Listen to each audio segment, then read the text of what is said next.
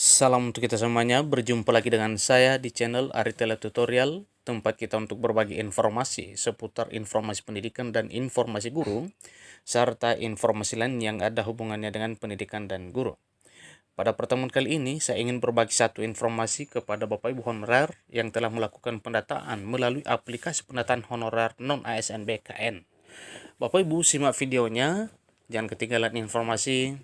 Dan bagi Bapak Ibu yang sedang menonton, demikian dengan Bapak Ibu yang mungkin baru menemukan video melalui channel ini, dukung dengan cara like dan subscribe, share, dan komen, serta nyalakan tombol notifikasinya, supaya semua informasi yang disalurkan melalui channel ini selalu update di layar Bapak Ibu. Tanpa basa-basi lagi, langsung pada informasinya. Daftar pendataan non-ASN, pemerintah pusat telah melakukan daftar pendataan non-ASN katanya hingga 28 November 2022. Pendataan ini dilakukan di setiap sekretariat yang ada pada daerah-daerah. Pendataan non-ASN bertujuan bukan untuk melakukan pengangkatan secara langsung, akan tetapi untuk mengetahui dan memetakan jumlah tenaga non-ASN di dalam lingkungan instansi pemerintahan. Pendataan ini tidak ada kaitannya dengan pengangkatan P3K 2022. Tetapi data keabsahan honorarnya itu ada hubungannya dengan pengangkatan atau seleksi P3K. Rekapitulasi inventarisasi pendataan tenaga non-ASN tahap prafinalisasi dapat dilihat pada portal BKN bagi tenaga non-ASN yang sudah mengisi pendataan non-ASN.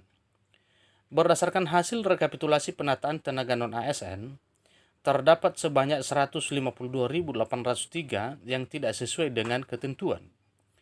Adapun jabatannya seperti tenaga kebersihan, pengemudi, serta satuan pengamanan dan sejenisnya. Pemerintah daerah dan masing-masing kementerian lembaga juga berkewajiban untuk melakukan pemverifikasian dan pemvalidasian kembali guna memastikan kevalidan dan keakuntabilitasan pendataan. Selanjutnya dalam tahap finalisasi, bagi yang sudah melakukan verifikasi dan validasi instansi tersebut, wajib menyertakan surat pernyataan tanggung jawab mutlak atau yang disebut dengan SPTJM yang ditandatangani langsung oleh pihak instansi terkait. Jika tidak dilakukan penandatanganan, maka data nantinya tidak akan dijadikan data dasar tenaga non-ASN. Termuat dalam surat Kementerian Pendagangan Aparatur Negara dan Reformasi Birokrasi Republik Indonesia menjelaskan bahwa pendataan non-ASN merupakan hasil tindak lanjut dari pemberlakuan Peraturan Pemerintah Nomor 49 Tahun 2018 mengenai manajemen P3K yang mewajibkan status kepegawaian di lingkungan instansi pemerintah terdiri dari dua jenis kepegawaian, yaitu kepegawaian PNS dan P3K sampai dengan tanggal 28 November 2022. Berikut daftar nama instansi pemerintah yang bersangkutan. Pertama, Kementerian Koperasi dan Usaha Kecil dan Menengah, Kementerian Luar Negeri, Kementerian Dalam Negeri, Kementerian Keuangan, Kementerian Pemuda dan Olahraga, Kementerian BUMN, Kementerian Pendagangan Aparatur Negara dan Reformasi Birokrasi, Kementerian Energi dan Sumber Daya Mineral, Kementerian Hukum dan Hak Asasi Manusia, Kementerian Desa, Pembangunan Daerah Tertinggal dan Transmigrasi, Kementerian Pemberdayaan Perempuan dan Perlindungan Anak, Kementerian Koordinator Bidang Kemaritiman dan Investasi, Kementerian Kelautan dan Perikanan, Kementerian Perindustrian, Kementerian Perdagangan, Kementerian Pekerjaan Umum dan Perumahan Rakyat, Kementerian Perhubungan, Kementerian Pariwisata dan Ekonomi Kreatif, Badan Pariwisata dan Ekonomi Kreatif, Sekretariat Jenderal MPR. Nah, itulah daftar kementerian yang telah melakukan pendataan honorer non-ASN melalui aplikasi pendataan BKN. Sebagaimana kita ketahui bersama juga bahwa syarat pendataan non-ASN itu ada beberapa. Pertama, pegawai non-ASN yang telah bekerja minimal 5 tahun di lingkungan instansi pemerintah. 2. Terdaftar ke dalam database kepegawaian negara dan pegawai non-ASN berstatus sebagai tenaga honorer kategori 2. Paling tidak sudah bekerja minimal selama 1 tahun per tanggal 31 Desember 2021. Keempat, pengangkatan paling rendah dilakukan oleh pimpinan unit kerja.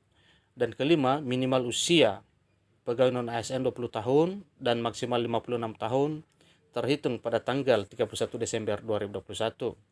Keenam, mendapatkan honorarium bukan dari mekanisme pengadaan barang dan jasa, baik secara individu maupun melalui pihak ketiga, akan tetapi honorarium didapatkan dari mekanisme pembayaran langsung yang berasal dari dana APBN untuk instansi pusat dan APBD untuk instansi daerah. Ketujuh, hal yang perlu diingat kembali, pendataan ini dilakukan bukan untuk pengangkatan secara langsung, akan tetapi bertujuan untuk memetakan dan mengetahui jumlah tenaga non-ASN dalam lingkungan pemerintah. Cara mudah untuk mengetahui pengumuman data non-ASN. Pertama, kunjungi link pendataan non-ASN.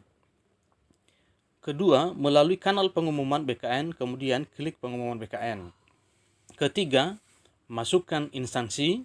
Keempat, terakhir yaitu memasukkan nama, jabatan sampai unit tempat kerja. Atau bisa cek melalui pengumuman non-asn.bkn.go.id dan lakukan pencarian.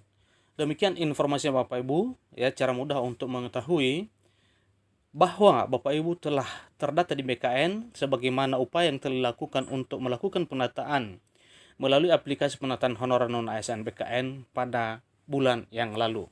Demikian informasinya, semoga bermanfaat. Sampai ketemu pada video berikutnya. Terima kasih.